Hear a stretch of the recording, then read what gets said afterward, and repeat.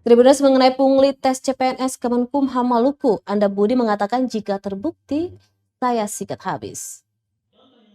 Seleksi calon pegawai negeri sipil PNS Kementerian Hukum dan Hak Asasi Manusia Kemenkumham di wilayah Maluku 2021 kini memasuki tahap seleksi kompetensi bidang kesamaptaan.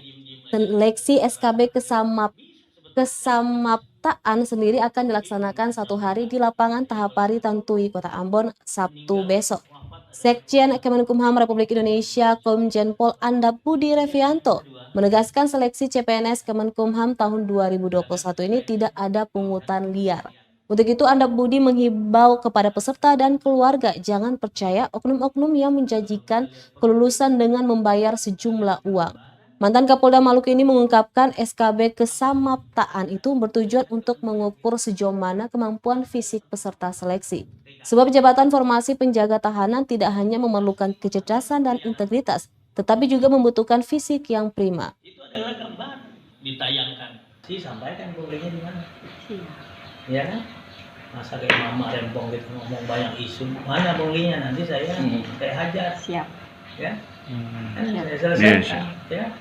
Siap. Ya, termasuk calonnya juga grounded. Ya contoh ya, ada beberapa calon di tempat kita di tempat lain. Ya dia pakai mekanisme yang baru. Jadi dia pakai pasang alat, ya. Kemudian dia saraf. Nah itu di Sulsel kita ketahuan, kita grounded. Semua kita ke BKN, karena penilaiannya nilainya sini. Pakai alat tuh, pakai alat dia. Ini saya nih datang juga ke sini. Tadi kan saya sampaikan. Nggak boleh nih mulai ada diawali dari kecurangan nanti kan mereka balikin modal tuh, break even point karena dia awalnya ya dia ini kan ada pengawas eksternal, coba sampaikan bunginya di mana ya nggak biar kita tidak terjebak dalam gibah, nggak terjebak dalam ya urusan karena ini kan kalau saya insya Allah ya kementerian ini insya Allah ya saya sampaikan kalau di bungi yang mana. Terima kasih sudah nonton. Jangan lupa like, subscribe, dan share ya.